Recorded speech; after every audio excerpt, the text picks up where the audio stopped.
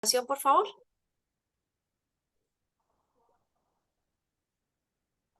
Ya. Bueno, Ya les mandé nuevamente la recordación a todos. ujú. Vamos a esperar 2 minutos para que iniciemos a las 4:10. Tenemos el otro médico que se nos va a conectar, el doctor Pierre. Él debe estar en un aeropuerto, entonces nos dijo que se iba a conectar desde allá. Vamos a esperar que así sea y si no, pues ya tenemos aquí con nosotros al doctor Luis Orlando Puentes.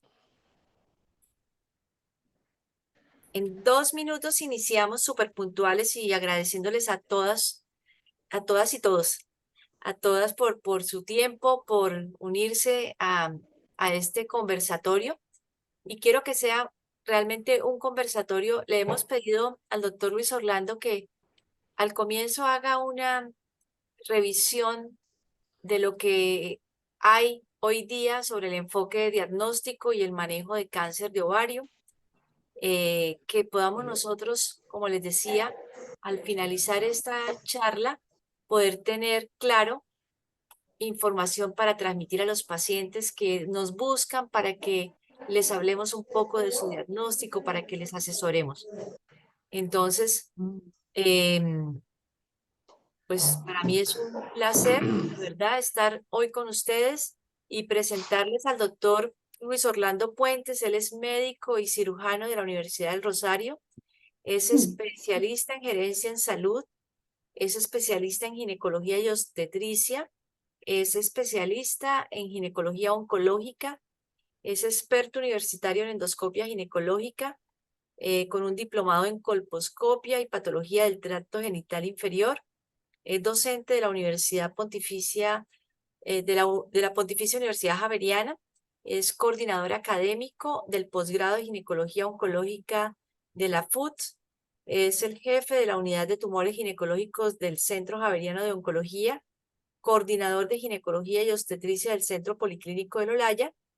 Y bueno, de vez en cuando me imagino que también tiene tiempo para descansar y compartir con su familia, porque esta es la vida de los médicos, estudie y estudie. Y para bendición de todos nosotros, los pacientes, pues tener a personas tan bien formadas. Y bueno, para hablar de cáncer de ovario, ¿quién mejor que un ginecólogo oncólogo? Entonces, doctor Luis Orlando, bienvenido. Muchas gracias por aceptar nuestra invitación. Y la metodología va a ser, lo vamos a dejar que él haga su intervención y después vamos a hacer preguntas con toda la tranquilidad, pues sin abusar mucho de su tiempo, doctor. Creo que hemos hecho una proyección de estar alrededor de 1 hora y media con usted. Y pues si se nos une el doctor Pierre, que queríamos también pues con él hacer un poco de la parte de la discusión. Bueno, Bienvenido, doctor. no, muchas gracias por la invitación, por la presentación. Son ustedes muy generosos conmigo en tenerme en cuenta. Y aquí estamos para hablar de cáncer de ovario, que es una preocupación no solamente de ustedes como pacientes, sino de nosotros también como médicos. Y ya veremos por qué es que nos preocupa tanto el cáncer de ovario. Entonces, si me escuchan bien y me ven bien, voy a comenzar la presentación. Entonces me han pedido los organizadores de este evento que haga un brochure o un mensaje grande, un panorama de lo que es el cáncer de ovario. Específicamente voy a hablar del cáncer de ovario de tipo epitelial. Hay otros tipos de cáncer de ovario, pero no nos dan tantos problemas. El problema no nos da este cáncer de ovario de tipo epitelial. Vamos a ver por qué es que nos da tantos lidios. Entonces, a manera de introducción, el cáncer de ovario constituye el 5% de todos los cánceres femeninos. Fíjese que no es tan frecuente como el cáncer de seno, que ocupa el 22 al 25%, como el cáncer de cuello uterino, que en nuestro país llega al 8%. El cáncer de ovario ocupa el cuarto lugar en nuestro medio y constituye solamente el 5% de los cánceres femeninos. Pero ¿cuál es el problema que tiene? Mire esto, tiene una sobrevida global de apenas 5 años, a 5 años de tan solo el 44.6%. Es decir, que más de la mitad de las pacientes que sufren de esta enfermedad a los 5 años lamentablemente ya no están con su familia y ya no están con nosotros. Una enfermedad que se le ha llamado por eso el asesino silencioso, porque es una enfermedad que se diagnostica en 2/3 partes en estadios avanzados de la enfermedad, porque la mayoría de los síntomas en los estadios tempranos son muy leves o inespecíficos. Es la paciente que va porque le duele la barriguita, que va porque se siente distendida, entonces siempre le dicen que es el colon irritable, le dicen que es gastritis, que es cualquier cosa, menos se piensa en un cáncer de ovario. Y por eso el diagnóstico lo hacemos tan de manera tardía, porque los síntomas son muy inespecíficos y muy vagos.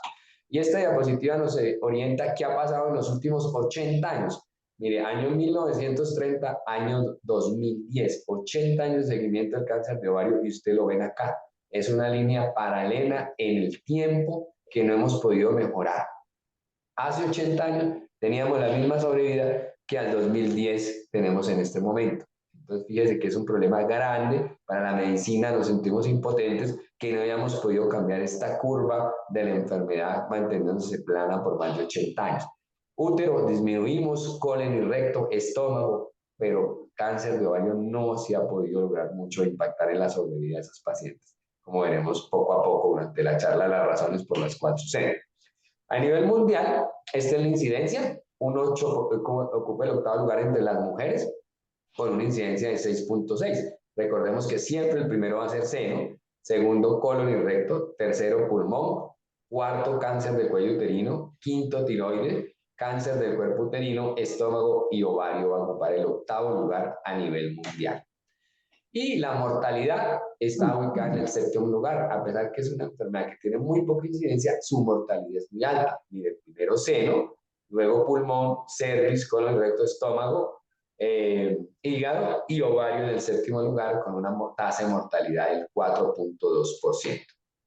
En Colombia el panorama no es muy diferente, también ocupa el 8º lugar con los mismos 7 cánceres precedidos a nivel mundial, siendo seno el primero. También tenemos una incidencia muy parecida a nivel global de 7.5%.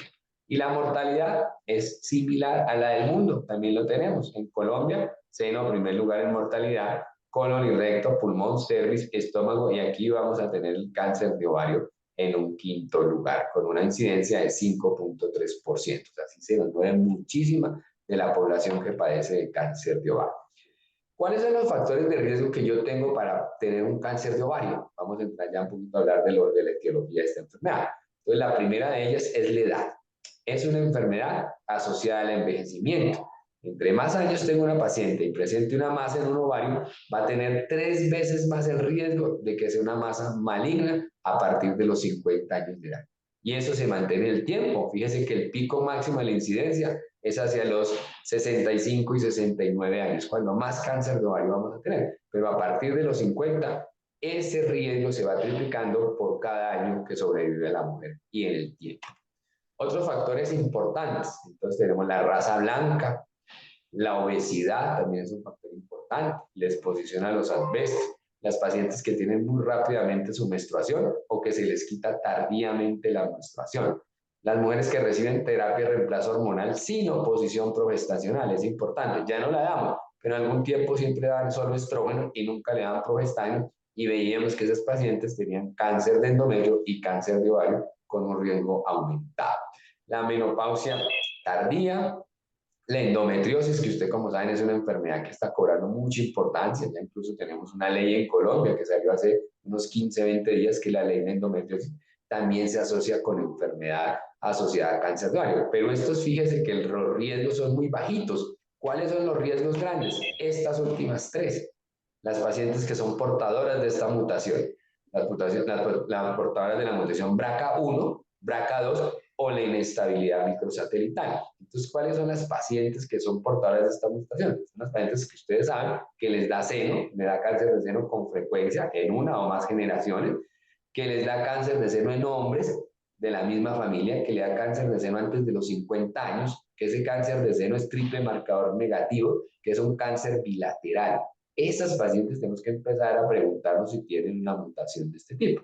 Y las que son portadoras de esto, que es el síndrome de Lynch o inestabilidad de los microsatélites, se asocia con cáncer de colon no polipósico. Son las pacientes que tienen una o más cánceres o los familiares afectados por cáncer de colon no polipósico. o en hombres que se asocia con cáncer de próstata o del confluente biliopancreático, o cáncer de colon antes de los 50 años. Entonces, siempre de entre los antecedentes debemos preguntarnos si esta familia o la paciente han tenido alguno de estos antecedentes, porque seguramente puede ser portadora de una mutación BRCA1 o BRCA2 e inestabilidad. Y como veremos más adelante, este es el fundamento en el cual se basa la medicina de precisión para identificar cuáles son las pacientes portadoras, y ya hay unas terapias específicas para esas pacientes que son portadoras de la mutación con excelentes resultados en cuanto a sobrevida global se tiene. También existen unos factores protectores, y en esto me voy a detener un momentico, porque así como hay factores de riesgo, también nosotros podemos implementarle a nuestros pacientes y recomendarle también factores protectores. El primero de ellos es el consumo de té verde. Estos son de poblaciones asiáticas. Los asiáticos, como ustedes saben, consumen mucho té verde 2-3 veces al día, y se ha visto que esas poblaciones tienen un riesgo disminuido cuando lo comparamos con nuestras poblaciones americanas o suramericanas, que tenemos más exposición y tomamos menos té. Por el efecto antioxidante que tiene el té verde, hace que haya una reducción del riesgo del 34% en aquellos pacientes que lo consumen.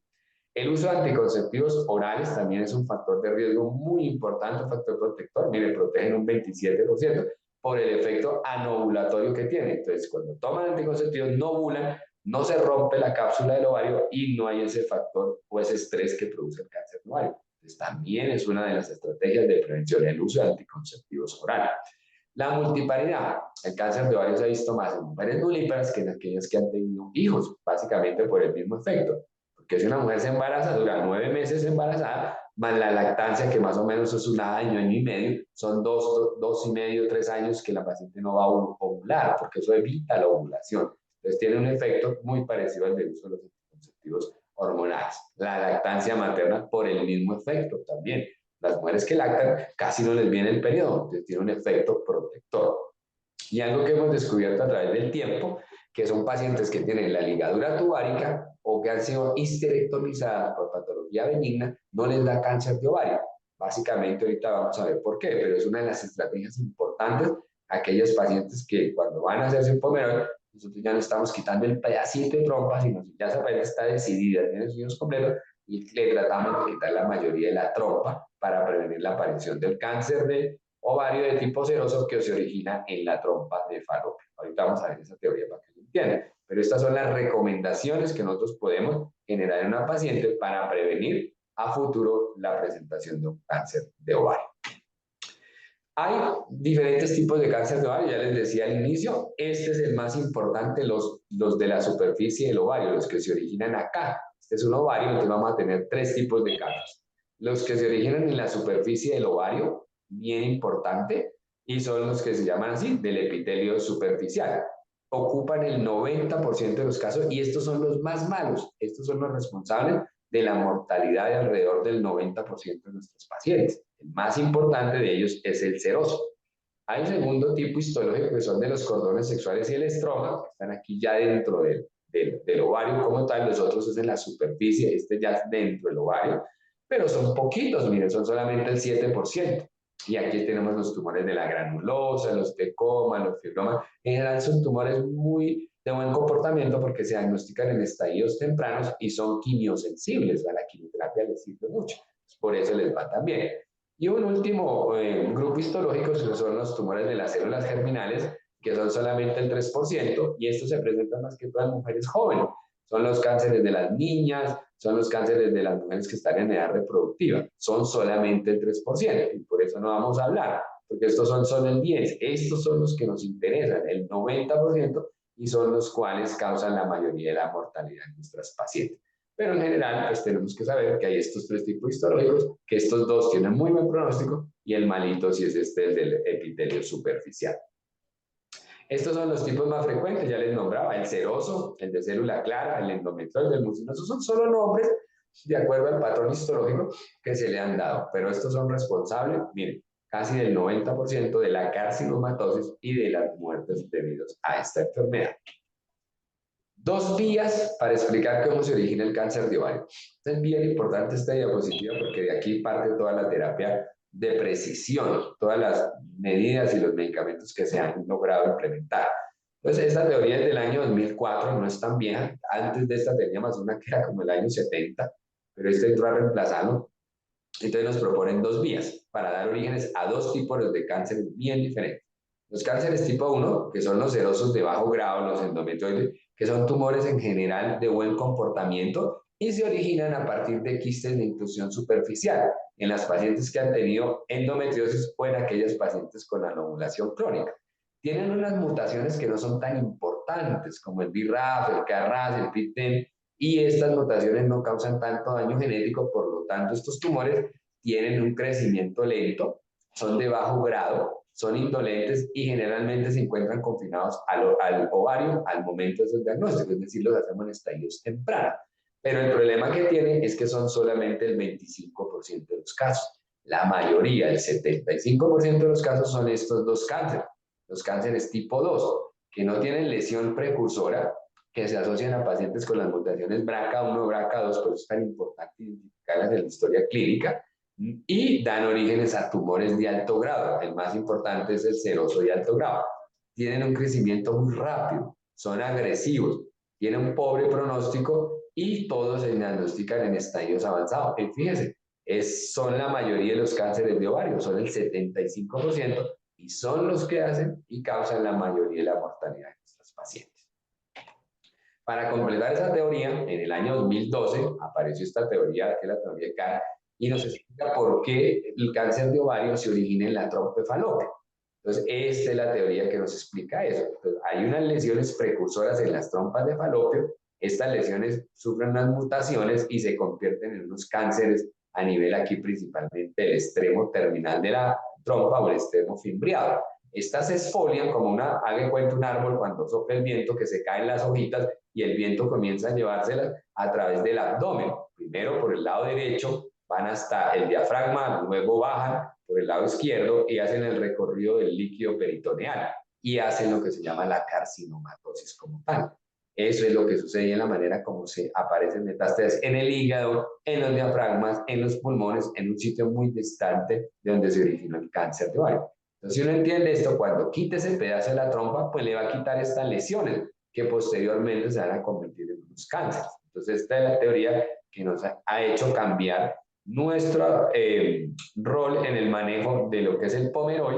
Nosotros en este momento, una paciente bien escogida, no le quitamos el pedacito de trompa, sino tratamos de quitarle toda la trompa. Y en este momento, todos los ginecólogos del mundo, una vez hacen una histerectomía por patología benigna, por hemorragia, por mioma, por dolor, quita las trompas de falopio para evitar dejarlas y que esto se nos vaya a convertir posteriormente en un cáncer a través de las mutaciones. Los ovarios sí los dejamos, si es una paciente menor de 50 años, pero después de los 50 preferimos retirar toda esta parte para evitar a futuro la aparición de un cáncer de ovario como tal. Entonces, una de las estrategias más exitosas que tenemos en este momento, hacer la salpingectomía cuando hacemos la histerectomía como tal.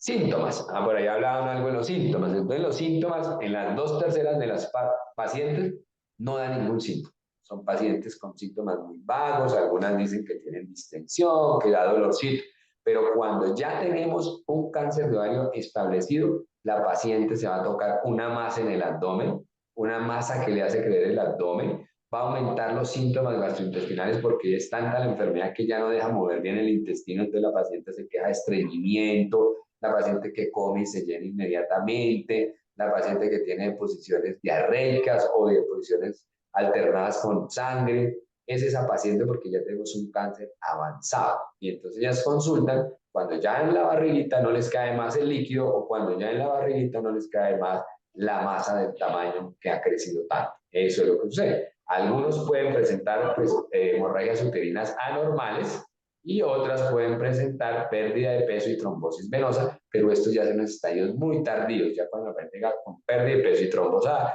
porque casi que está en la etapa final de la enfermedad. El reto como tal es paciente que consulte más de 2 veces con los mismos síntomas gastrointestinales, mínimo tenemos que hacerle una ecografía. Mínimo tenemos que hacer una ecografía para quitarnos el mito de que todo es colon irritable, porque eso es lo que, o es la manera como tildan a nuestros pacientes. Es un colon irritable, señora, no venga más, o venga, tome esto, trimebutina, le dan metoclopramida, recomendación, la paciente sigue enferma. Entonces, la recomendación que tenemos aquí, paciente consultadora crónica, 2 o más veces, por la misma sintomatología, debe ser susceptible de una imagen. Debemos hacerle una imagen en búsqueda de un cáncer de ovario como tal. La estadificación, pues la estadificación ha cambiado un poco. Esta es la clasificación vieja, esta es la nueva que salió en el 2014. Esto es para nosotros los ginecólogos, para saber en qué estadio de la enfermedad estamos. Para que ustedes me entiendan y hablemos de eso, porque esto hace parte del tratamiento del diagnóstico, pues son 4 estadios. El estadio 1 es cuando la enfermedad está más temprana, que es decir, está localizada en los ovarios y de allá no se ha salido. El estadio 2, cuando la enfermedad se entiende hacia la pelvis, hacia el peritoneo pélvico. El estadio 3, cuando la enfermedad se extiende hacia el abdomen superior o hay compromiso ganglionar. Y el estadio 4, cuando ya la enfermedad se extiende a los pulmones o hace metástasis al hígado, al vaso o por fuera del abdomen. Lo puede hacer al pulmón, al hueso, al cerebro, a cualquier parte fuera del abdomen. Entonces ya estamos hablando del estadio 4, que es el más avanzado, un 4B.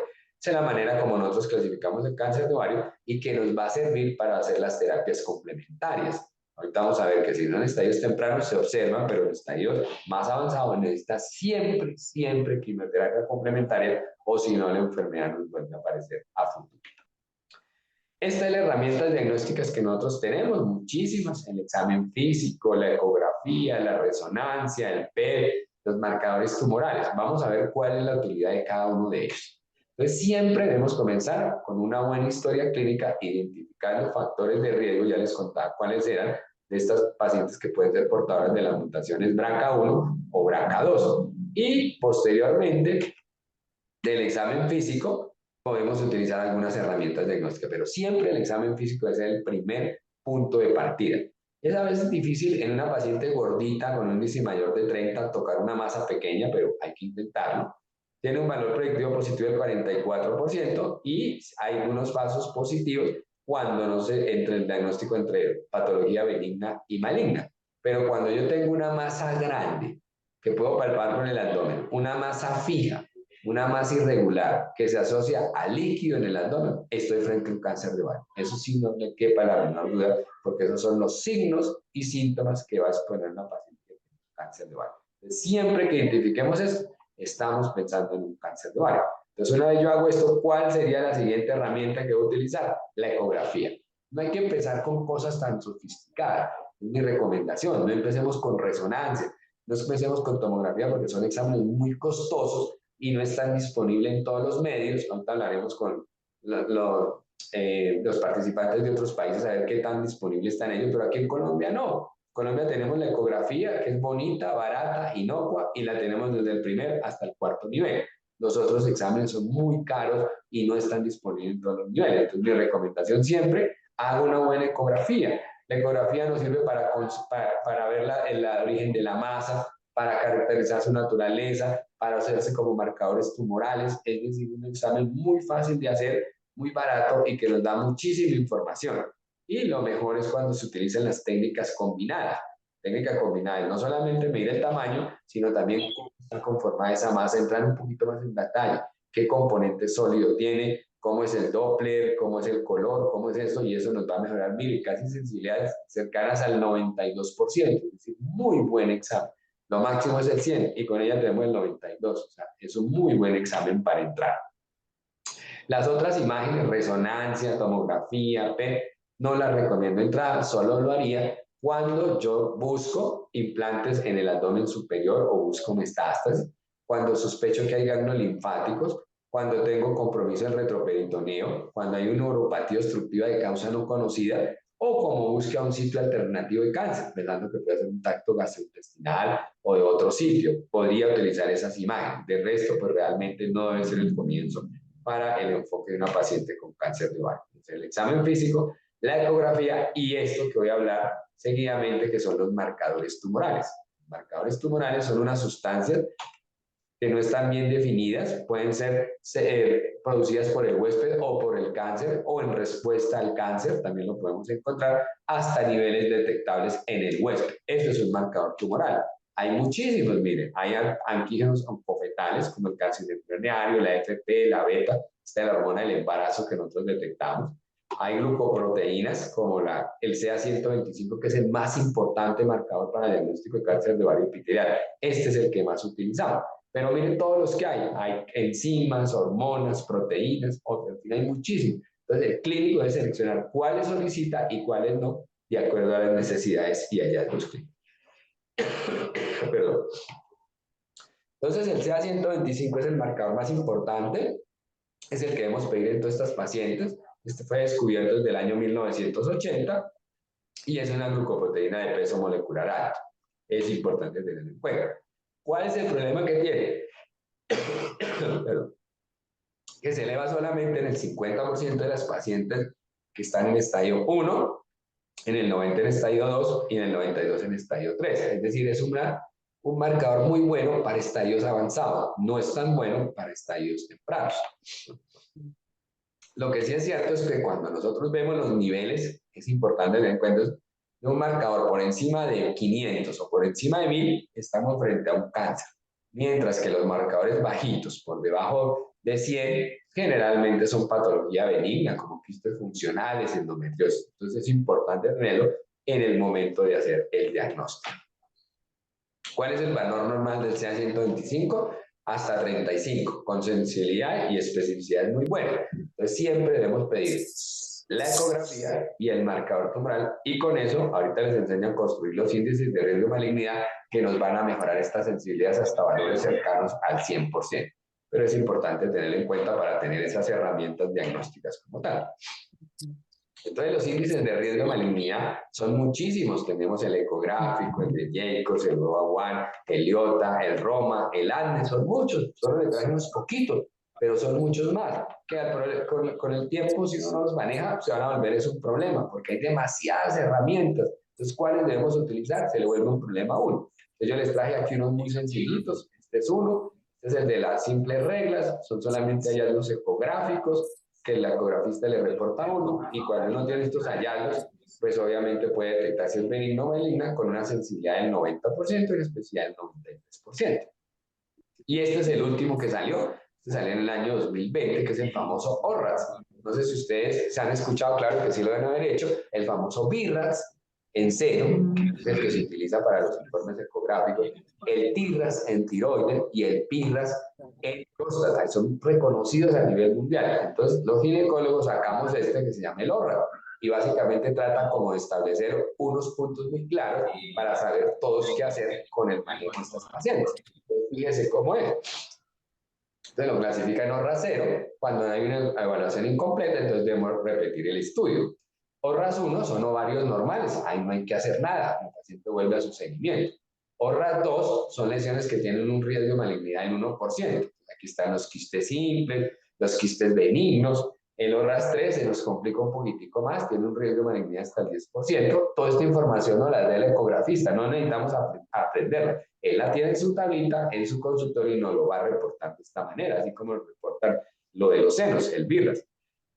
Con un riesgo del 1 al 10%, el ORRAS 3, entonces son básicamente un poquito más complejos, lesiones, endometriomas, abscesos, quistes complejos. Esto pues necesita manejo, no por un ginecólogo oncólogo, sino puede ser un ginecólogo normal.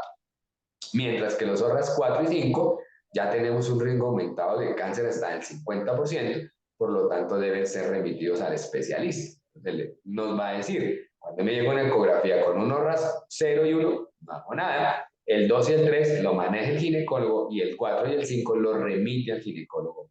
Para eso sirve el ORRAS, para saber quién debe manejar esas pacientes. ¿Qué se necesita? Un poquito de paciencia y un buen ecografista, porque no le dé pereza hacer todo lo que nos pide el ORRAS.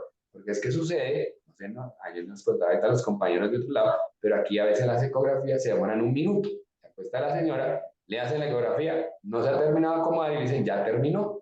Si no tenemos al menos 20 minutos para hacer una buena ecografía, no vamos a poder reportar en este sistema, y por lo tanto no vamos a tener los beneficios que tiene el sistema al estandarizar todos los informes ecográficos en cuanto a las masas anexiales.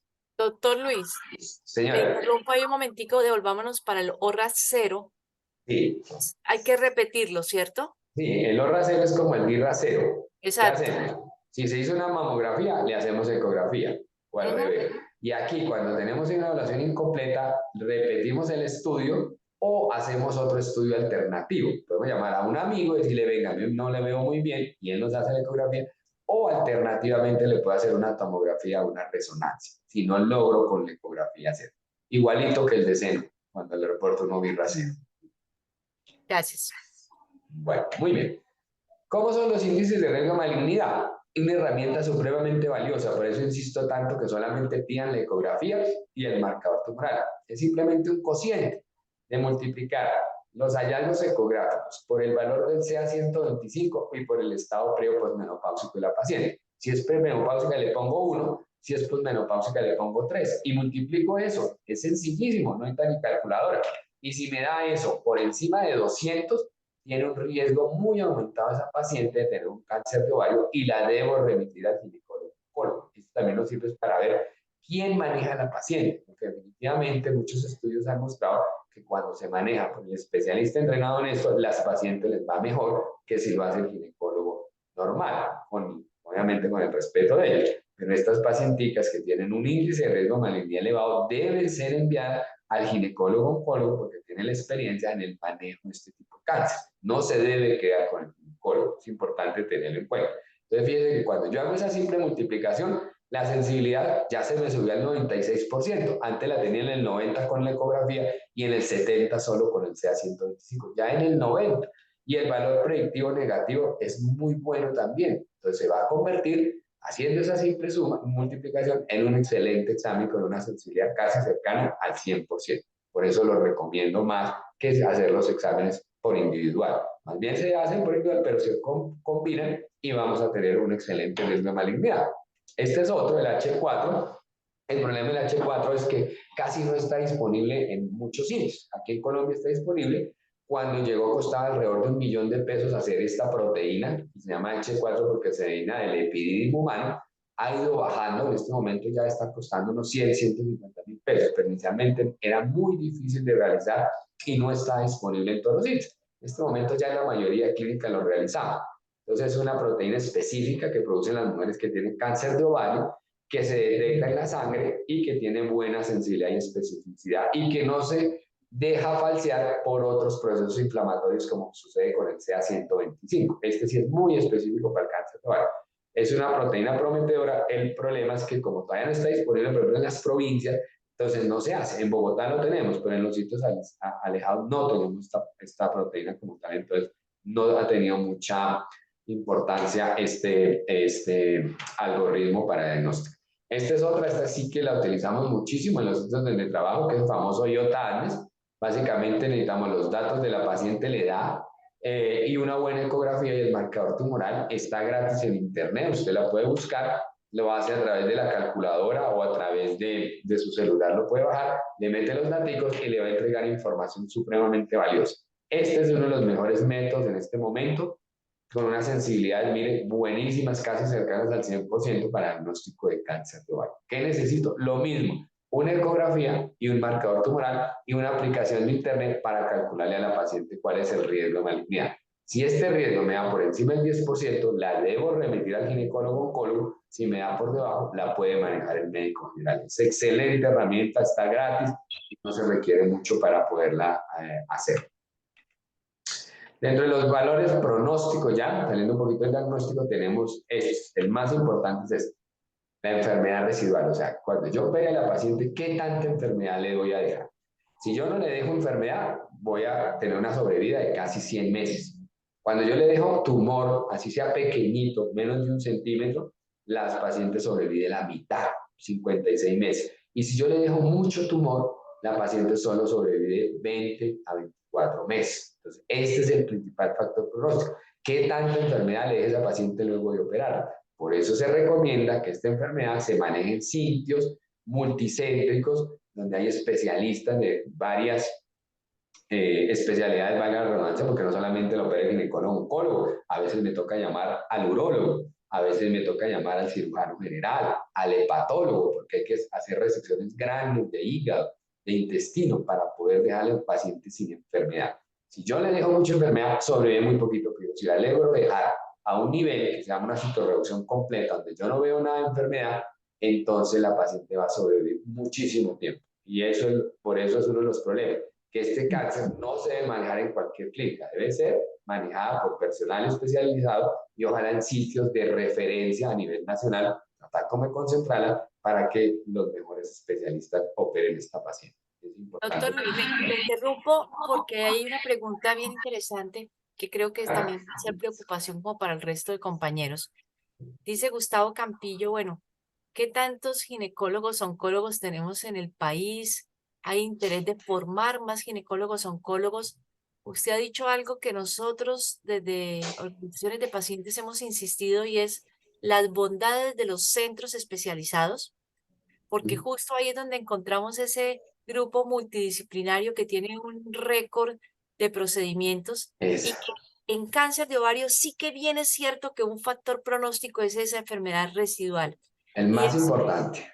el más importante. Entonces, el chance que uno tenga que ese primer abordaje quirúrgico lo haga alguien con una formación oncológica que quitan pues todo lo que puedan quitar versus Sí, la posibilidad de que sea un ginecólogo, no ginecólogo oncólogo quien haga el procedimiento. Pero sí. bueno, entonces quisiéramos escuchar ahí una reflexión porque yo sé que Gustavo está como diciendo, bueno, ¿y en cuánto tiempo será que una paciente puede acceder a un ginecólogo oncólogo? ¿Dónde están Sí, ubicados? Sabemos que están en las ciudades en las capitales. ciudades. Sí, en este momento, como yo fui tesorero de la Asociación Colombiana de Ginecólogos Oncólogos, con toda propiedad le puedo decir que en Colombia tenemos en este momento 100. Hay 100 ginecólogos oncólogos para una población de 50, 60 millones de habitantes que tenemos en nuestro país. Somos pocos. Y el 50% está concentrado en Bogotá. O sea, hay 50 para el resto del país. Generalmente están en ciudades grandes, en ciudades capitales, en las ciudades intermedias no hay, en los pueblos no hay. Entonces es una gran limitante porque toda esa población, de aquí a que llegue el ginecólogo oncólogo, puede estar pasando alrededor de 6 meses, un año. Esa es la realidad de nuestro país. Entonces imagínense una enfermedad de estas que se diagnostica avanzada y que pase 6 meses, un año, ya le llegan, no hay paciente. Cuando lamentablemente no llega, ya no es mucho lo que le podemos ofrecer. Pero esa es una limitante importante.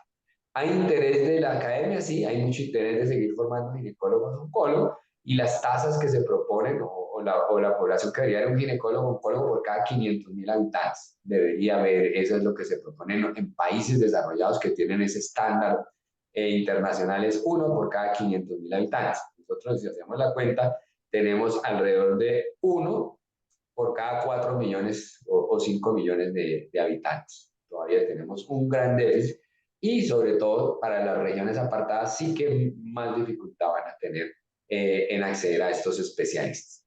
El manejo sí, definitivamente multidisciplinario, no hay nada que hacer. Si usted no tiene un equipo conformado, es mejor que no entre a operar a esa paciente y la remita a un sitio donde le puedan ofrecer esa citorreducción completa para que sobreviva muchísimo tiempo.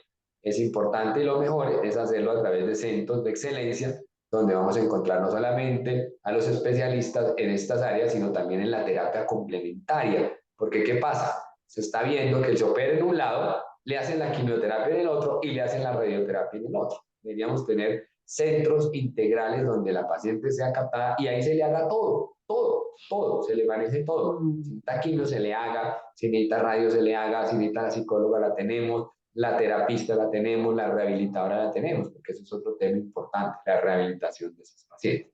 Entonces, idealmente que sean centros de excelencia, en Bogotá pues hay muchos, pero en las ciudades intermedias y capitales fuera de Bogotá no se tienen estos recursos. Entonces, fíjese lo que yo les mostraba. Mire la curva de sobrevida en una paciente que le he quitado toda la enfermedad, mire que quedó en cero de enfermedad, mire cómo le da de bien. Mire la paciente que le dejé menos de 1 centímetro, pero le quedó enfermedad regularcito, y la que tiene más de 1 centímetro, mire, la sobrevida es apenas aquí en este caso, como de 20, 30 meses apenas. En cambio, las otras les va excelentemente. Ese es el reto de nosotros, los oncólogos, hacer una citorreducción completa. Y eso va de la mano con la sobrevida. Fíjense, entre más saque enfermedad, entre menos le deja a la paciente, va a sobrevivir mucho más tiempo. Hay unos algoritmos que dicen que por cada 10% de enfermedad que yo retire, la sobrevida de esa paciente va a ser de 5 meses. Entonces, es una cosa bien importante el tema de la cirugía oncológica como tal. Y en cuanto al manejo, pues obviamente tenemos que estratificar las pacientes en dos grupos, las pacientes que son buenas candidatas a cirugía y las pacientes que son pobres candidatas a cirugía. ¿Cuáles son las pacientes que son buenas candidatas a cirugía? Que están bien nutriditas, que todavía no se ha deteriorado mucho por la enfermedad, que de pronto está en un estadio temprano la enfermedad y que tiene acceso a un centro oncológico para su tratamiento integral. Esas van a cirugía primaria. Y la cirugía, el estándar es por retirar el útero, los ovarios, las trompas de falopio, el epiplón, la apéndice y toda la enfermedad macroscópica que se vea. Lo que el ojo vea se debe retirar para que la paciente quede en una citorreducción completa. Perdón. Para aquellas pacientes que no son candidatas a cirugía, porque están muy deterioradas, porque llegaron tarde, están muy flaquitas, no disponen de un centro oncológico como tal para iniciar el tratamiento, les ofrecemos esta otra alternativa, una biopsia ya por imágenes o por una laparoscopia y iniciar quimioterapia, que le llamamos neoadyuvante, es decir, antes de la cirugía, y después, si hay buena respuesta, le llevamos a una cirugía con todas las condiciones, incluso la remitimos a un centro de excelencia para que sea operada por personal idóneo. Si la enfermedad es estable, podemos completar otros 3 ciclos de quimioterapia y operarla después. Y si lamentablemente la enfermedad progresó, pues ofrecerle toda la terapia de soporte, en lo que tiene que ver con dolor y cuidados paliativos. Esto es para las pacientes que no son buenas candidatas a cirugía. También existe esa opción. Y una vez se tiene operada la paciente, fíjese que la única que se puede dejar en observación son las estadios 1 de bajo grado. Todas las demás en cáncer de ovario van a necesitar tratamiento adyuvante con quimioterapia. Lo preferible es a través de la vena, pero ya se está hablando de quimioterapia intraperitoneal. Todavía en eso en nuestro país pues hay unos sitios bien avanzados, otros estamos más quedaditos, pero ahí vamos todos en el proceso para completar el tratamiento si no esa paciente nos vuelve a recaer.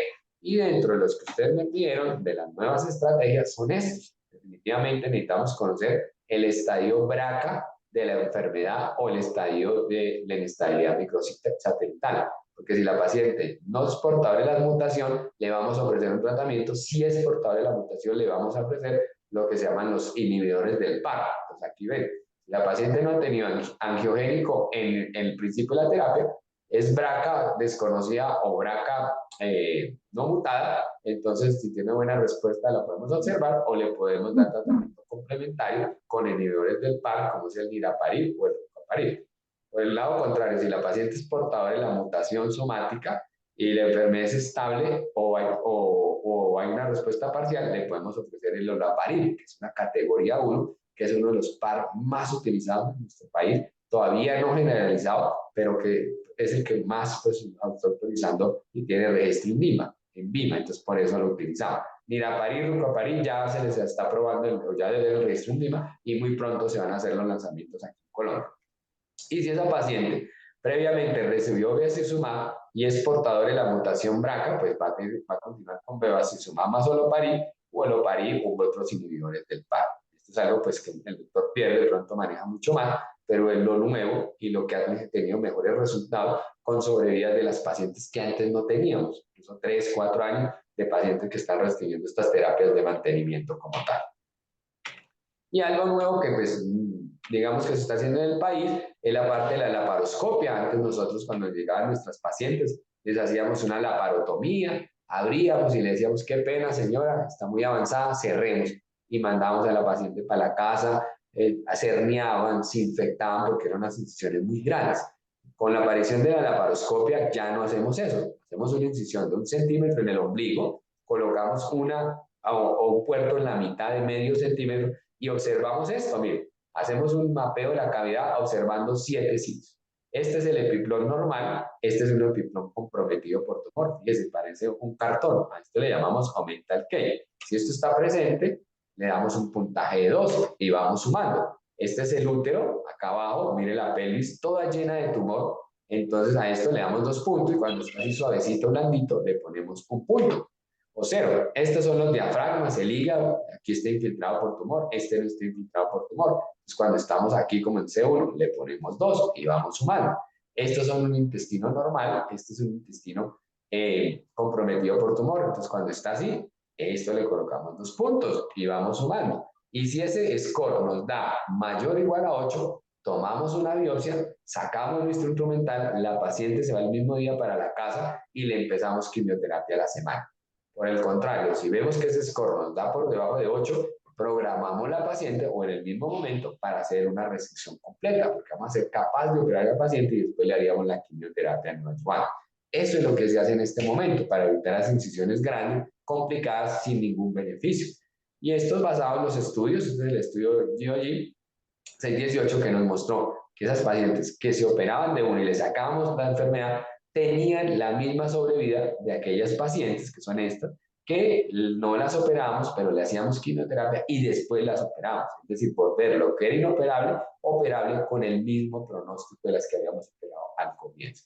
Entonces, estos son estudios que sustentan eso, por eso es tan importante en este momento el trial laparoscópico y ya no volvemos a hacer laparotomías futilis o innecesarias que iban a complicar a las pacientes. Cuanto al seguimiento, entonces vamos ya finalizando. El seguimiento de estos pacientes se debe hacer con el examen clínico, con los marcadores tumorales. Aquí vemos el CA125, que es el que más se recomienda. El H4 pues tiene buenos resultados, pero como no está disponible en todos lados, pues todavía es una recomendación. Las imágenes como el TAC, la resonancia, el PET, únicamente ante la presencia de síntomas. Si la paciente no tiene sintomatología, no le hacemos nada de esto, solo hacemos el seguimiento clínico y con el marcador tumoral como tal. Y cuando ya tenemos recurrencia, entonces tenemos que ver si la paciente es candidata a una cirugía secundaria o si tiene mucha enfermedad, continuamos con terapia de recaída, las terapias especiales para la recaída, que pueden ser si es una enfermedad platino sensible, introducirla nuevamente al platino, y si no, pues utilizar otras alternativas. Pero el mejor escenario es aquella paciente que recae y posteriormente perdón, la podemos operar para nuevamente iniciar quimioterapia. Esas son las mejores candidatas. Estas, pues, intermedio y bajo sería el resultado de esta paciente. Y la sobrevida, algo importante para mostrarles, en nuestro país y en el mundo, la mayoría de los cánceres se diagnostican en estadios 3E, es decir, cuando la enfermedad ya es comprometida el abdomen superior y miren la sobrevida tan poquita que tenemos, 5 a 10% a 5 años. La idea, la meta, en algún momento, si pudiera hacer, poderlas diagnosticar aquí en estadios tempranos, donde la sobrevida, mire, 70 al 100%, casi como la mayoría de cánceres, pero ya en estadio avanzado, la sobrevida es pésima, muy bajita. Limitaciones, me pidieron que hablar algo de limitaciones en nuestro país. Entonces, aquí las tenemos, pueden que sean más, pero estas son las que yo considero más importantes. Ingreso tardío a los planes de tratamiento, sobre todo las pacientes que vienen de provincia. Entran a los 6 meses al año a una clínica para ser tratados por un cáncer de ovario cuando ya la enfermedad está demasiado avanzada. Número 2, ustedes lo han mencionado, falta de grupos multidisciplinarios para el manejo de esta patología. No están en todos los sitios, en algunas poquitas ciudades. Bogotá es el sitio que más tiene, pero la idea es lograr en esas regiones constituir grupos multidisciplinarios para manejar esta patología. 3, los paneles genéticos no están disponibles para toda la población, es una limitante. ¿Por qué? Porque cuestan alrededor de 10 millones de pesos. Entonces, hacerle a todas las pacientes, aunque esté indicado por la guía, pero realmente algunas EPS, sobre todo las del régimen subsidiado, no lo hacen. Entonces, estas pacientes nos quedamos sin el beneficio de la terapia complementaria con par inhibidores, que es la medicina de precisión, para que nos sobrevivan mucho más. Ellos realmente prefieren no hacerlo para no dar el par inhibidor, pues que tiene un costo alrededor de 30 a 50 millones mensuales. Eso es una limitante real. No a todos las. ¿Cómo será el problema acá? Que les cuento que en Colombia esto nos lo patrocina la casa farmacéutica que produce el par inhibidor. Ellos nos ayudan con los marcadores, con los pares genéticos, para beneficiar al paciente. En ese momento está haciendo de esa manera. No debería ser así. Debería ser paga por el régimen contributivo subsidiado, pero en este momento es el laboratorio que nos lo está haciendo. No están disponibles todas las líneas de quimioterapia en todas las instituciones. Incluso lo estándar está escrito que debe ir con inhibidor, que debe ir con antiangiogénico, pero no lo hacen. Únicamente le dan platino y taxana. ¿Por qué? Porque es una enfermedad de alto costo, son medicamentos costosos y no están disponibles en todos nuestros medios. Entonces, por eso es un problema, porque no se logra el beneficio real que se tiene en este momento con el uso de los par inhibidores y con los antiangiogénicos. Y el otro problema es que es una enfermedad pues, que tiene una baja frecuencia y que tiene mal pronóstico oncológico, con una sobrevida muy baja por el diagnóstico tardío que hacemos. Entonces, otra limitante para nosotros tratar estas pacientes, que nos llegan ya muy avanzadas, pero realmente los porcentajes de sobrevida son muy bajos. Como conclusiones, y ahorita entramos a la parte de la discusión, ojalá tengan muchas preguntas, porque es un tema que realmente nos gusta mucho y que no hemos logrado pues avanzar mucho en él. Entonces, al cáncer de ovario se le llama el asesino silencioso. Ya saben por qué. Cuando da síntomas, los da de una manera tardía. El entendimiento del cáncer, de las vías oncogénicas, de cómo se produce esto que les mostré, de los tipo 1 y los tipo 2, de la oncogénesis y la trompa de Falopio, nos ha permitido de crear nuevas estrategias terapéuticas. Entonces hacemos la silpectomía, les mandamos los anticonceptivos, ya no damos terapia de reemplazo hormonal, sino posición progestacional.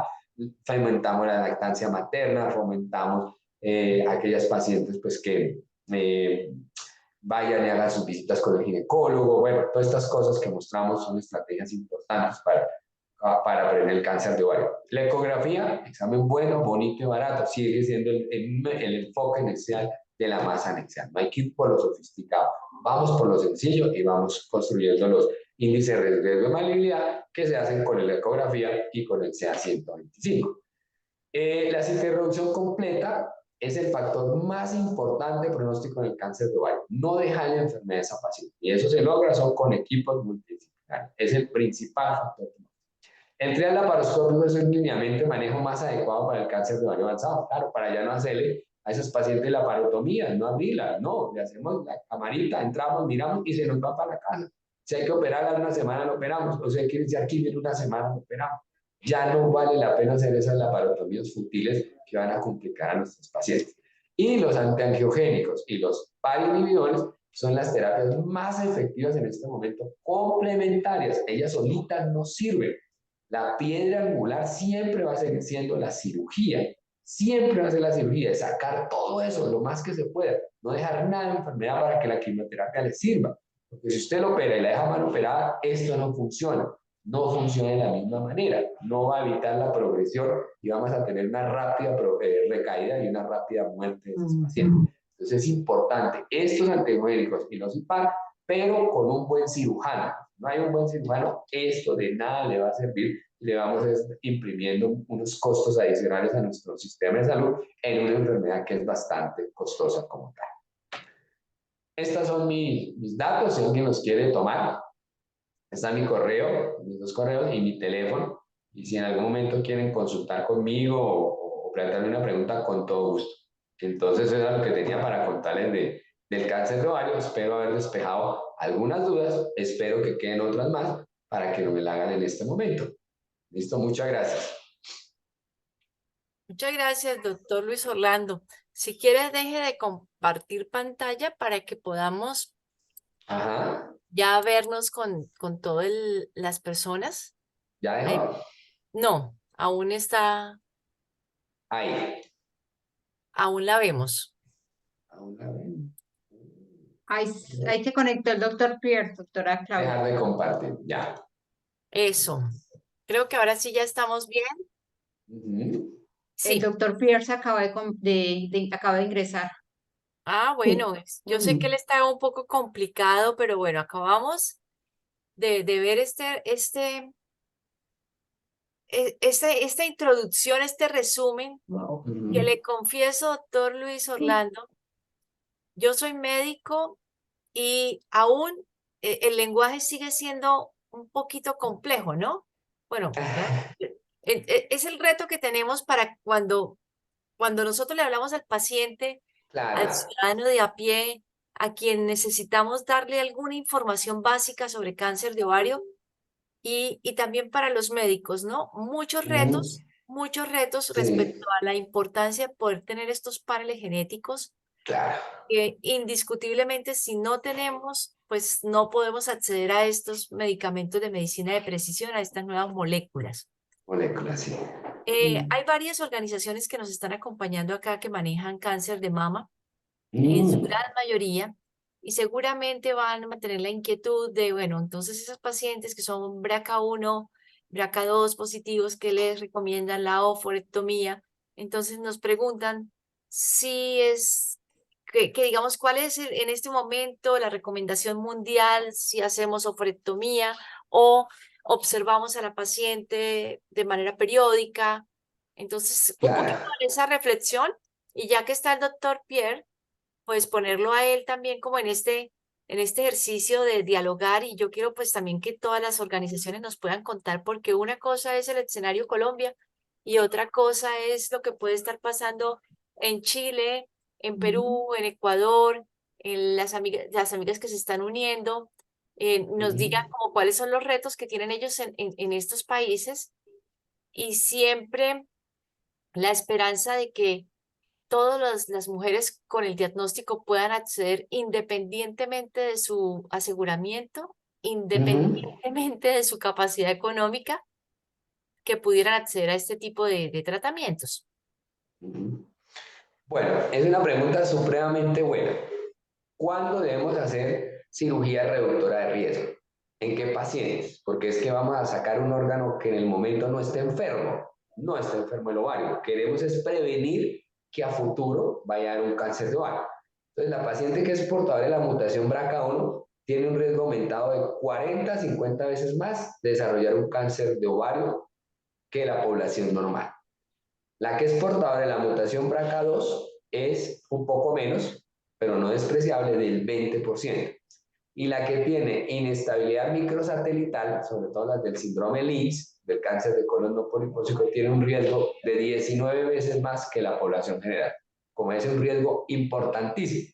Entonces, dentro de las estrategias que se han planteado para que esa paciente no desarrolle cáncer de ovario son tres.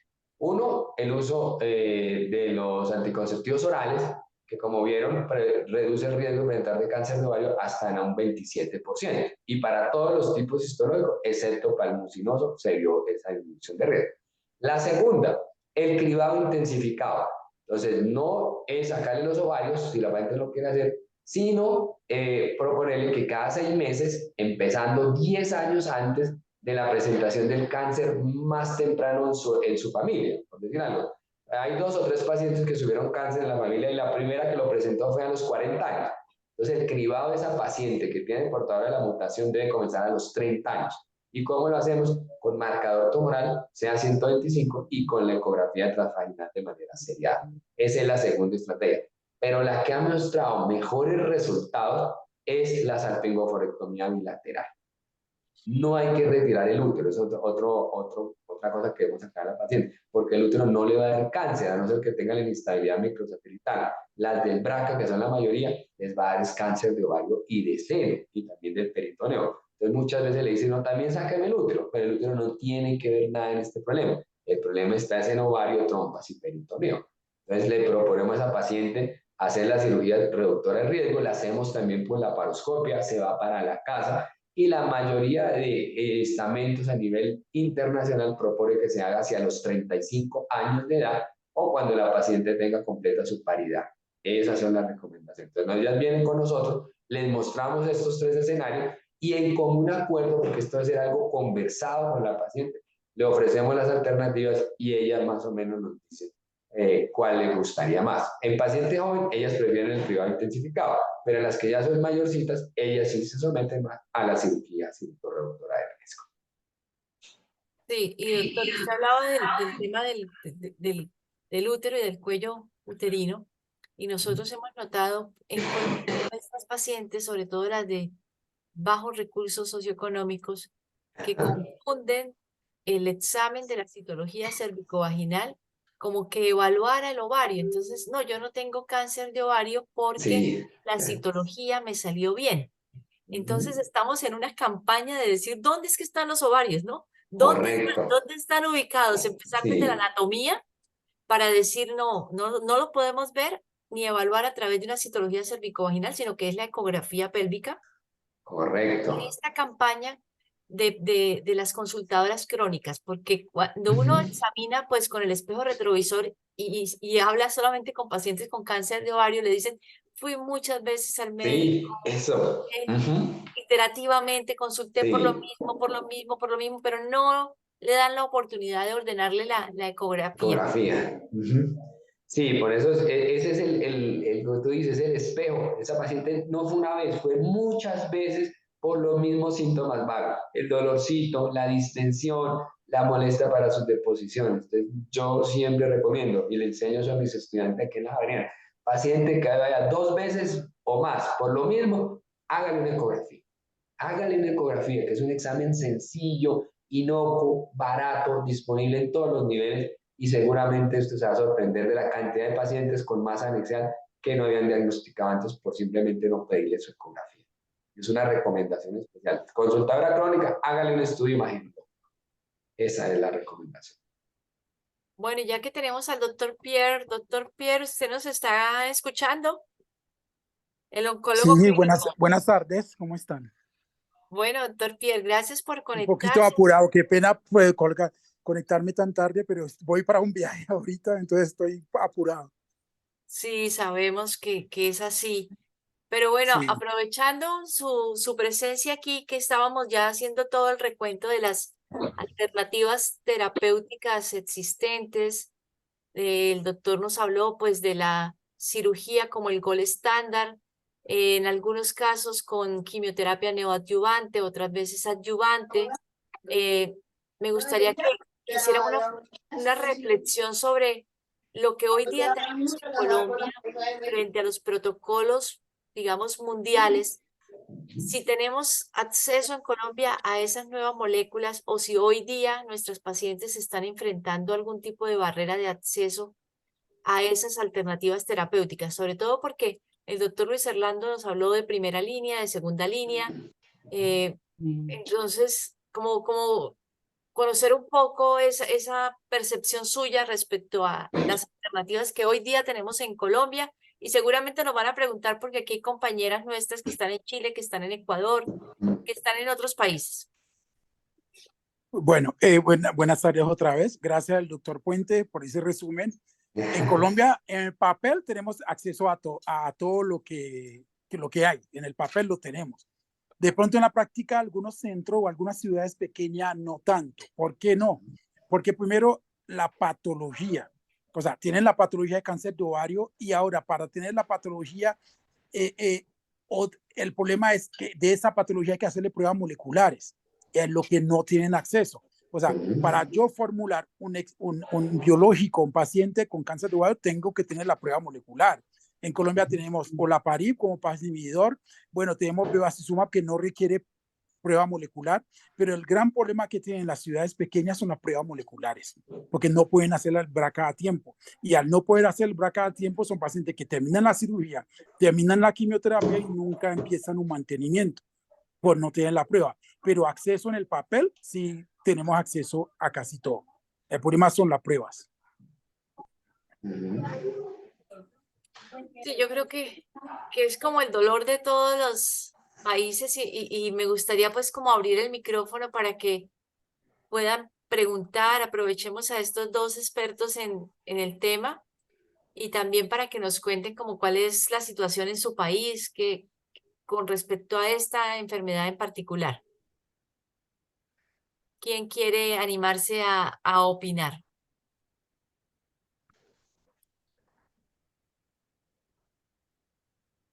Hola, Hola, hola, hola. hola, Buenas Claudita. tardes. Hola, Claudita, ¿cómo estás? Muy buenas tardes, soy Claudio Rego de Fundayama de la ciudad de Medellín. Escuchando al doctor en la intervención inicial, que inclusive estaba tratando de hacer la pregunta por el chat, pero me fue con un montón de errores. Escuché que él nos hablaba de que la ecografía es una buena herramienta diagnóstica, ¿cierto?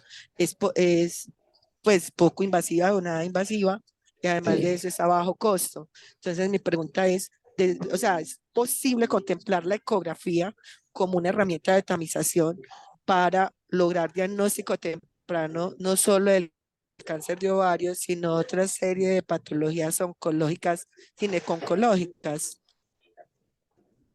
Eh, Claudia, es una muy buena pregunta. Sí, claro que lo es.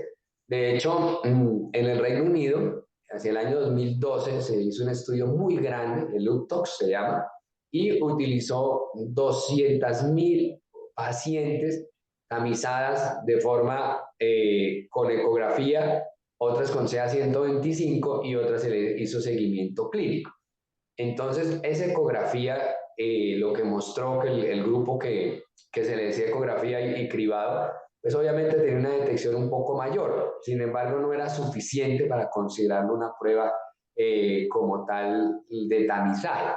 Lo que sí se encontró es que es muy importante, sobre todo en las pacientes que son portadoras de las mutaciones. En esa sí está supremamente recomendada el uso de la ecografía y del marcador tumoral, más no como tamizaje en la población general, porque de esas 200.000 pacientes, solo 80 pacientes se encontraron con cáncer de ovario. Entonces no sirve para hacer la tamización en la población general, pero sí en la población que es portadora de la mutación BRCA. En ella sí que está indicado el uso de la ecografía.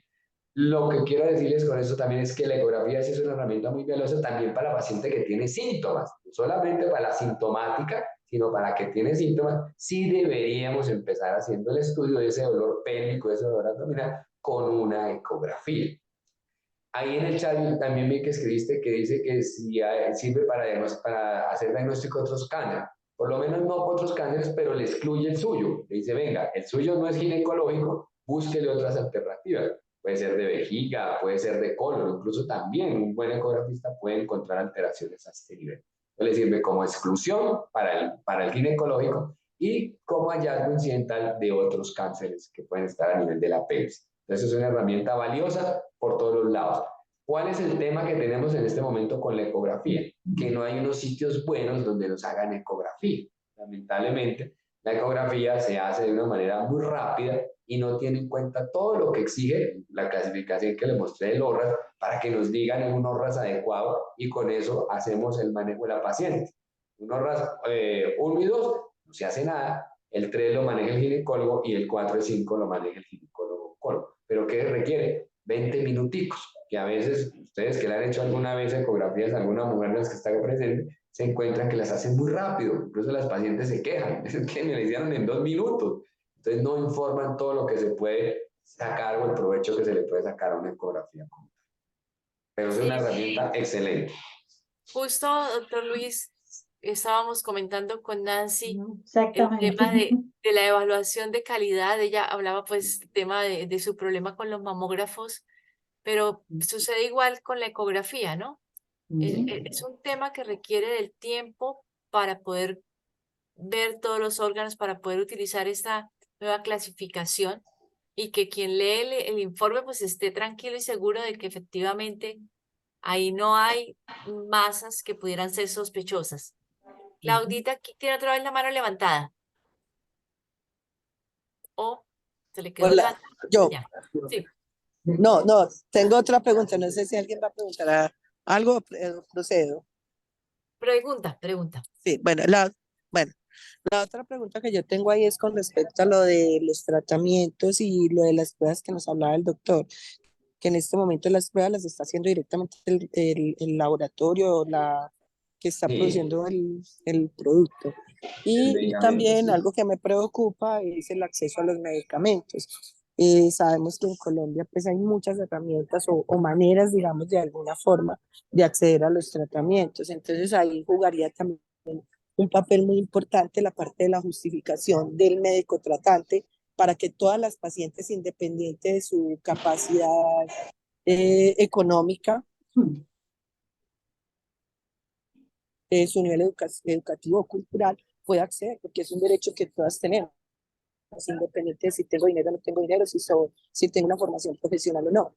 Entonces, no sé, ¿sabes? Más que una pregunta, es como que también es la parte de unirnos para que todas las pacientes tengan acceso y mirar de qué manera podemos trabajar para que el acceso al medicamento o la aprobación del medicamento, si aún falta alguna aprobación en un país, llámese Colombia o el que sea, se pueda tener. Entonces es como trabajar en eso y aprender, conocer un Sí, poco más de eso. esa es parte de lo que estábamos hablando, doctor Luis y doctor Pierre, y es el trabajo de las organizaciones de pacientes para que las mujeres primero sepan que existen unas pruebas de panel genético, que ellas pueden acceder a esas pruebas, que existen unas nuevas moléculas que le van a permitir que su tratamiento sea, pues obviamente con menos efectos secundarios, está más preciso, medicina de precisión, que sea personalizado de alguna manera, pero nos hace falta el trabajo, pues de un lado el trabajo que estamos haciendo nosotros de contarle a las mujeres que esto existe, para que le pida a su médico. Y por otro lado, necesitamos el superaliado que es el médico, que efectivamente lo pida, lo solicite, porque a veces se restringen un poco diciendo, no, porque esta señora vive en un municipio donde no va a tener acceso, no lo ordenan y no nos dan la oportunidad de acompañarlas a reclamar ese derecho. Pues nosotros en Colombia pues tenemos varias alternativas. Una de ellas que es la tutela, que sigue siendo efectiva, pero si el médico justifica y ordena, podemos ayudarle nosotros en el acompañamiento desde organizaciones de pacientes. Pero vemos también que hay médicos que no lo solicitan. Entonces, ¿cómo hoy día tenemos estos cánceres de ovario que pudieran beneficiarse de una molécula de precisión, pero que como no tenemos el panel, no tenemos el marcador, imposible acceder a estas moléculas? ¿Qué deberíamos hacer, doctor Pierre y doctor? A ambos les voy a preguntar.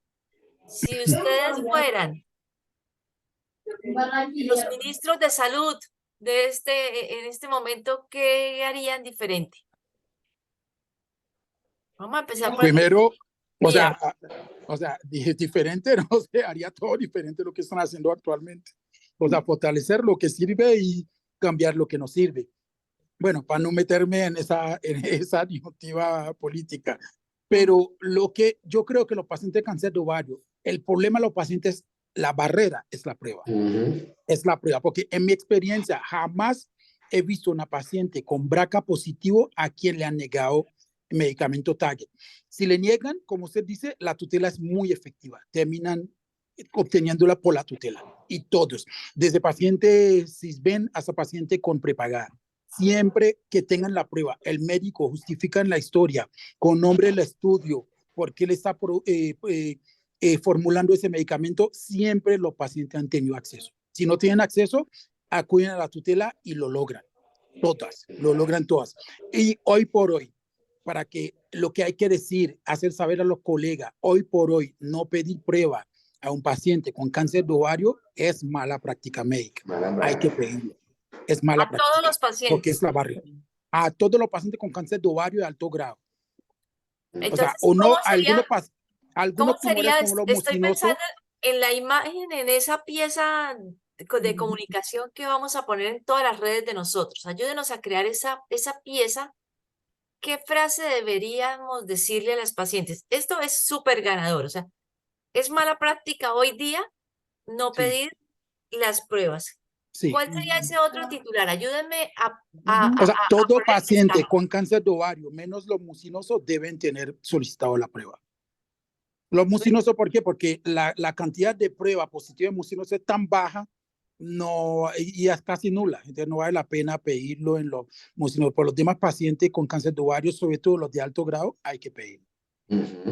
Y ojo, ¿no? Porque es mala práctica médica. No solamente lo estamos pidiendo para darle un medicamento al paciente, le estamos pidiendo para evitar que la familia de esa paciente haga un cáncer. Porque si sabemos que ese paciente tiene esa malformación, podemos estudiar los hermanos o las hermanas, evitar que hagan un cáncer ellos. O si el cáncer de esa paciente es curable, logramos curar, también evitamos que ese paciente haga un segundo cáncer, por ejemplo, cáncer de seno. Toda esa razón, por eso hay que pedirlo. No pedirlo es mala práctica. Bueno, me gustó ese titular. Gracias, doctor Pierre. Otro titular, doctor Luis Orlando. Otro titular es que el cáncer de ovario debe ser operado por un grupo multidisciplinario en un centro de excelencia en el tratamiento del cáncer de ovario. Esa es otra recomendación. Dado que el principal factor pronóstico es la enfermedad residual, debemos ofrecerle a nuestro paciente la mejor cirugía. Y es que esa es la única cirugía que va a impactar en el pronóstico y la sobrevida de ella. Entonces, debe ser operada por un especialista y un grupo multidisciplinario en un centro de excelencia en cáncer, un cáncer ginecológico, creo que es el solo ovario, podemos hacer todo, pero en centros bien constituidos con toda la parte de la tecnología y sobre todo del personal médico especializado para realizar una adecuada cirugía. Ese sería otro titular importante. Nancy tiene una Nancy. pregunta. Sí, una pregunta, o también estoy pensando en otros titulares, precisamente por lo que estábamos conversando de la calidad del sistema diagnóstico, ¿ya? Importante fijar y establecer sistemas de certificación de calidad para poder hacer detección de imágenes o ecografías, particularmente en algunos cánceres, como el cáncer de ovario, por lo fundamental que es. Y eso se puede ampliar a muchísimos otros cánceres, pero porque yo tengo que agregar además algo que nos está un poco beneficiando y afectando acá en Chile, porque acá logramos algo que pensamos que podía ser un avance significativo en el caso de las mamografías, liberarlas de la orden médica. Pero eso nos ha generado que se han multiplicado centros para hacer mamografía que no tienen ninguna forma de registro de calidad ni de nada, más encima que estamos con un problema de inmigración severa, que están como concurriendo a todo esto y se están presentando ya problemas concretos de falsos negativos o positivos, de tal forma que las sociedades científicas están planteando ya un problema serio. Entonces, yo creo que no podemos dejar, pensando que se habló de que la ecografía es fundamental, en enfatizar de alguna forma de asegurar la calidad de esos exámenes diagnósticos. Perfecto. Incluso yo en esa pieza y pensando en el titular diría, hablando de la calidad, como nos mencionó el doctor Luis Orlando, es decir, una ecografía pélvica transvaginal de buena calidad no debe durar, o sea, al mínimo 15 minutos. Para que a esa que le hagan una ecografía en 2 minutos diga, oiga, yo como que leí que eso me quedó como mal hecho, ¿no? Sí, es el mensaje que queremos que le llegue a la señora respecto a los factores de riesgo, respecto a qué tiene acceso, a que después de que le dicen cáncer de ovario, pues, oiga, ¿y yo qué debería hacer? ¿Cierto? ¿Qué otra pregunta tenemos? A Susana, bienvenida. Hola Claudia, qué gusto, un gusto verlos a todos. Bueno, el tema está súper interesante porque normalmente nosotros estamos viendo cáncer de mama, cáncer de cuello uterino, pero el cáncer de ovario de verdad que está un poco oculto. Y qué bueno esta actividad porque de todas maneras nosotros tenemos que hacer que se vuelva visible. Y volverse visible es informar y comunicar. Así, si las organizaciones no tenemos toda la información respectiva, tenemos que recibir esta información y poder comunicar a las personas, pero yo creo que desde que hacemos políticas públicas en el tema de ministerios, en el Perú, por ejemplo, tenemos un programa muy agresivo sobre el tema de cáncer cuello uterino. El Ministerio de Salud promueve mucho el test molecular, el Papa Nicolau, promueve la vacunación misma. ¿Y por qué no? Ya que el cáncer de ovario también es una enfermedad vaginal, ¿por qué no justamente en estos programas poderlo asimilar también, ¿no? O sea, tratar de que si estás viendo cáncer del cuello uterino, aprovechar de chequearse también el tema de cáncer de los ovarios, ¿no? Entonces, ¿por qué no unir este mismo programa para que pueda haber un efecto más grande en el tema de tamizaje y que pueda haber más diagnóstico en una sola acción? No sé, se me ocurre eso, ¿no? Poder juntar esta problemática con otra que ya está teniendo un gran éxito. Hay muchas campañas de diagnóstico en temas de cáncer uterino. ¿Por qué no poner cáncer de ovario conjuntamente en estas campañas, ¿no? Para darle más relevancia y poder llevar esta información que se necesita a la población, principalmente, ¿no? Nada más eso, gracias.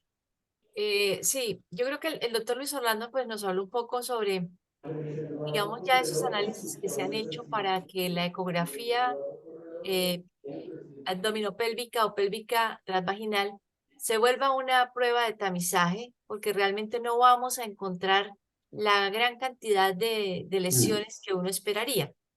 Le voy a decir a Anita que nos cuente un poco, Anita, este programa que estamos liderando desde la Fundación Se Nos Ama para Santander, y es justamente poder identificar una población en riesgo a quienes les vamos a realizar por cuenta del programa que estructuramos la ecografía pélvica transvaginal más el CA 125, tratando de validar una ruta para el manejo del paciente con cáncer de ovario que empiece desde la detección temprana. En Colombia, pues tenemos una ruta muy clara para el cáncer de mama, pero no tenemos una ruta priorizada para cáncer de ovario. Entonces, Anita, quiero que nos compartas como esos criterios que hacen que el médico general piense que es una persona que puede tener un riesgo y que es susceptible a hacerle estas dos pruebas. Bueno, o sea, como dijo el doctor Puentes, o sea, la preocupación desde la fundación era que nos llegaban pacientes ya con diagnósticos muy tardíos y ya haciendo o hablando con ellas siempre nos decían, no es que yo fui una, dos, tres veces, a veces hasta durante un año, hasta que algún médico, por allá se le ocurrió, mandémosle tomar una ecografía y le hicieron el diagnóstico y era muy frecuente. Entonces, de ahí surgió la idea de que, bueno, ¿cómo hacemos nosotros para que se haga oportunamente esa ecografía y el CA 125? ¿No? Nos tocaría evaluar desde cómo es la ruta de atención y nos encontramos con que no hay una ruta de atención para cáncer de ovario. Hay rutas para cáncer de mama, para próstata, pero para ovario no hay una ruta específica.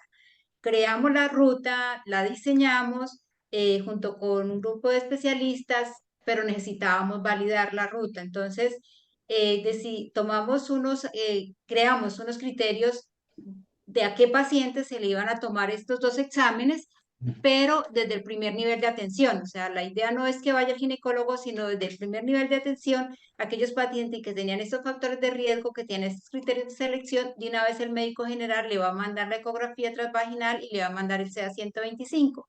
Ya de acuerdo a los resultados, ya la paciente iría al segundo nivel, al ginecólogo o al ginecólogo oncológico, dependiendo del resultado. Los criterios de selección, BRCA1, BRCA2 positivos, antecedentes de cáncer de mama, de ovario, antecedentes de ovario independientemente de la edad, y antecedente de síndrome de Lynch, también independientemente de la edad de la paciente. Esos son como los cuatro criterios de selección. Además, con una buena historia clínica, ¿no? Que mirar cómo es la historia clínica de esa paciente, todos los síntomas y síntomas que trae la paciente, cuántas veces ha consultado. Con esos criterios ellos seleccionan a la paciente, le envían de una vez el examen, nosotros se lo hacemos en dos instituciones con las cuales tenemos contrato y dependiendo de ese resultado regresa. Siempre regresa al médico general, pero él, dependiendo del resultado, lo va a remitir de una vez al ginecólogo, oncólogo o a ginecología. Que por eso la pregunta que hacía la doctora Claudia, ¿qué hacemos cuando el resultado es cero?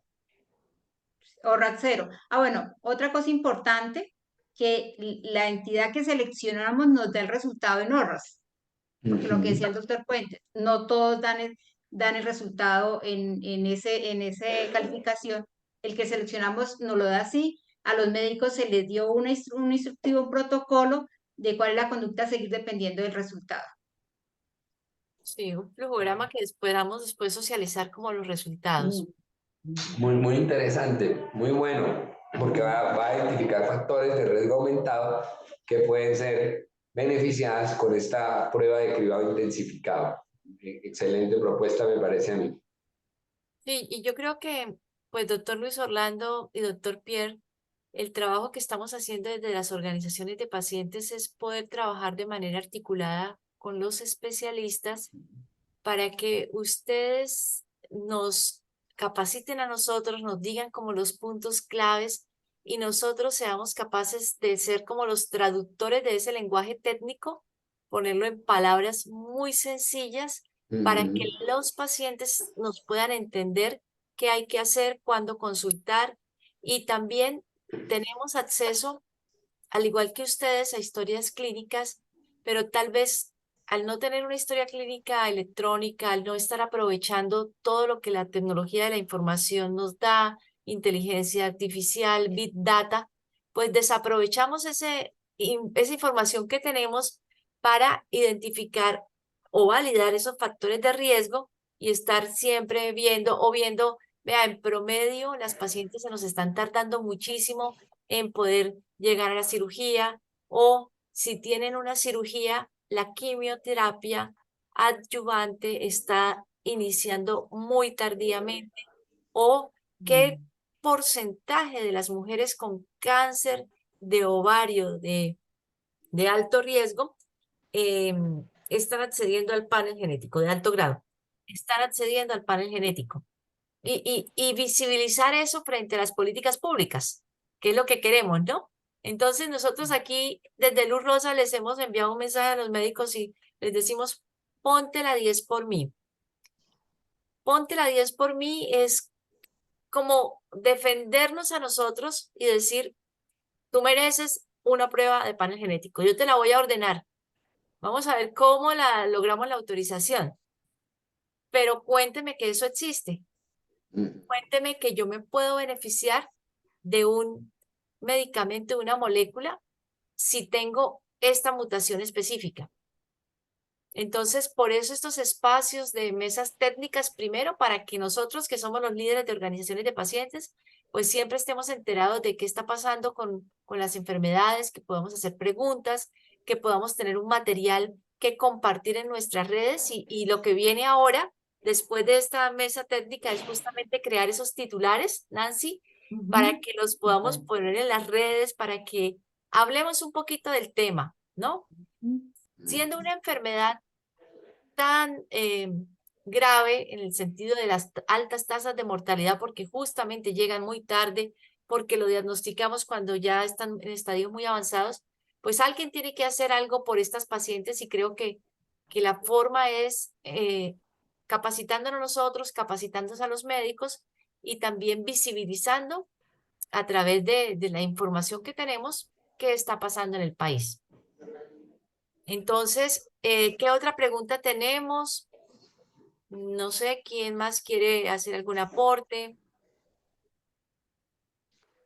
En ese titular que le vas a poner, entonces, agrégale lo del ORRAS. Debe durar al menos 15 minutos y debe ser informada en el sistema ORRAS. Y así Ok, nos queda perfecto, ¿ah? sí, sí, Eso obliga a que los médicos le gasten el tiempito y todos hablemos el mismo idioma. Por el eso el mismo idioma. BIRRAS ha tenido tanto éxito, porque todos lo informan en el mismo, pero ecografía ginecológica ha sido un dolor de cabeza, no te imaginas cómo. No sé cómo lo hemos Perfecto. logrado. Perfecto. Igual, doctor Luis Orlando, usted esta noche piensa en otros titulares y nos los envía para seguirlos creando estas piezas promocionales, porque pues hoy tenemos que comunicar a través de los medios que son de más alto uso y en este momento pues son las redes. Las redes. Tenemos aquí varias organizaciones que están ubicadas en diferentes lugares de Latinoamérica y eso crea una potencia enorme, creando un hashtag para que tengamos como el hilo y podamos identificarlo. Digamos que el gran esfuerzo de nosotros y la mayor satisfacción es poder trabajar de forma colaborativa y por eso a mí me alegra enormemente volverme a encontrar con estas mujeres que lideran organizaciones de pacientes en sus países, que podamos unirnos así sea virtualmente y compartir un contenido durante una hora, hora y media. Carla y después Lisette. Carla se me quedó congelada, creo. Bueno, entonces Lisette, mientras que Carla se descongela. Ya, yo les quería agradecer a todos, a los doctores, a los que nos acompañan por sacar el espacio. Sabemos que todos tienen agendas muy complicadas. Muchísimas gracias. Me encanta volver a ver algunas de las que ya hemos visto en persona Y quería preguntarles, ahora que la doctora estaba mencionando el tema del hashtag, pues que nos ayuden a pensar en un hashtag que sea como muy digerible para todas las regiones, ¿no? Algo que no sea que se confunda con un regionalismo o que se confunda con un modismo de algunos de los países que nos acompañan acá. Entonces, pues, bienvenidas a aportar ideas de este hashtag para unirnos desde todas las organizaciones que estamos haciendo parte de esto, para, no sé si los doctores estén de acuerdo, que sea no solamente no sé, que abarque la salud femenina y de ahí el tema de ovarios, o bueno, ustedes son más creativos que yo. Entonces sí les quiero dejar como así como dice la doctora, para que lo piensen y nos cuenten qué hashtag creen ustedes que sería efectivo para esto. Sí, porque realmente son olvidados los ovarios. Hablamos mucho de cáncer de mama, hablamos mucho de cuello Sí, uterino, de vacuna BPH, pero los ovarios son unos órganos olvidadísimos y que se confunde. Volvemos al tema de la anatomía, ¿no? No sabemos dónde están y creemos que están cuando entramos el espéculo, que ahí nos vamos a encontrar con los ovarios y las pacientes están convencidas de que no tengo cáncer de ovario. Es que lo dicen con una tranquilidad y me dicen, no, a mí la citología me salió bien, yo no tengo cáncer de ovario. Entonces nos toca hacer así es. pedagogía. Bueno, nuevamente agradecerles, doctor Luis Orlando, por su tiempo, por su disposición, al doctor Pierre, que también creo que ya se desconectó, él estaba saliendo, y a todas Sí. mis amigas, a Nancy, a Susana, Alejandra, a Isa, Lisette, Claudita, Gloria, a Andrea desde Cúcuta, a Alejandra Toro, alguien que está como usuario de Zoom que no identifico. Gustavo Campillo. ¡Ay, el Gustavo Han Campillo! hecho sin hablar en femenino, pero por aquí hay hombres también. Oh, Pero Chavito, Gus, qué mira que lindo escucharlo, yo Gus. leí tu pregunta y la preocupación de Gus siempre, bueno, él está oculto, pero quiero Gus, aprovechemos un poco porque yo justo le estaba diciendo al doctor Luis Orlando y no sé qué, estás en mute. Voy en el camino para el hotel y la señal es muy regular, entonces puse la cámara, pero Ah, saludo para bueno. todas y Sí, todos. Gus, si nos compartes un poquito algo que yo estaba diciendo y es la importancia de que el médico ayude solicitando estas pruebas para que nosotros desde las organizaciones de pacientes podamos ayudarles al paciente para acceder a esas pruebas moleculares. No sé si se me perdió. Estaba asociándolo precisamente, no, acá estoy. Estaba Sí. asociándolo precisamente con el hashtag, que creería que un hashtag fuerte es una mala práctica. Y ahí seguir, es una mala práctica no ordenar la ecografía, es una mala práctica que después de 2 consultas con los mismos síntomas no se hagan imágenes. Es una mala práctica pensar que porque la paciente vive en zonas dispersas no puede tener acceso. No sé, creo que eso es muy potente y me dejó pensando ese término de es una mala práctica, porque es que eso tiene connotaciones legales de responsabilidad civil y responsabilidad penal. ¿Sí? De acuerdo, de acuerdo, de acuerdo. Pues Gustavo Campillo, que tal vez todos lo conocen, es uno de nuestros líderes más fuertes en Colombia, defensores de los pacientes, siempre muy atento de qué está pasando en todo el país.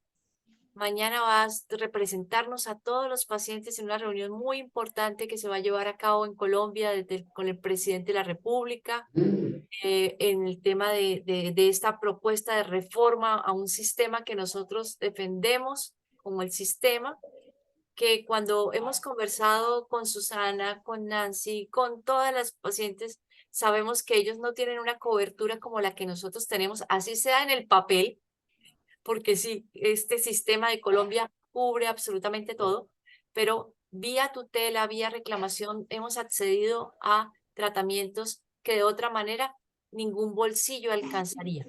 Entonces, pues Guste, deseamos los mejores éxitos, que puedas llevar esta voz de los pacientes y lograr por lo menos generar alguna inquietud en el presidente de la República, para que nos escuche, para que no se cierre tanto a hacer su voluntad y que los colombianos podamos seguir sintiéndonos muy orgullosos del sistema de salud que tenemos. Tenemos médicos de altísima Gracias, calidad. Claudia. Entonces, pues, no, nuestro mensaje Sí, muchas gracias. La de idea es abrazo. esa, tratar de- muchas gracias, Claudia. La idea es tratar de quitarle la ideologización, todo este tema de reforma del sistema. Claro que necesitamos ajustes, seguramente vía reforma, pero tiene que ser considerando las necesidades de los 50 millones de colombianos, no ideologías ni corrientes extremistas de ninguna naturaleza. Un abrazo, gracias. Gracias, doctor. A todos ustedes, Doctores, mis amigos. amigos, estén pendientes de su WhatsApp porque les vamos a estar enviando imágenes. Compártanos también las ideas que tienen del hashtag. Doctor Luis Orlando, usted pues como experto tiene la misión de ayudarnos con esos titulares, se los vamos a pasar para que usted no lo corrija. Pero igual, el reto es que nos lo entiendan todos y a todas ustedes también se las vamos a pasar para que se entienda en Perú, para que se entienda en Chile, para que se entienda en Ecuador, para que se entienda en todos los países que nos acompañan. Claudita, una consulta. ¿Van a compartir la presentación del doctor? Sí, señora, se los vamos a enviar. Sería bueno. Ok, gracias. Sí, para todas. Y nuestro abrazo fraternal desde Colombia para las amigas que están en otro país. Y el abrazo súper cálido para el doctor Luis Orlando con un gracias enorme por su tiempo, por su disposición. No, con todo gusto. Hasta luego, chao. Bueno, Buenas hasta tardes. luego. Chao, chao, Hasta chao. luego. Chao. Chao, muchas Chao. gracias. Chao. Chao, chao. Adiós.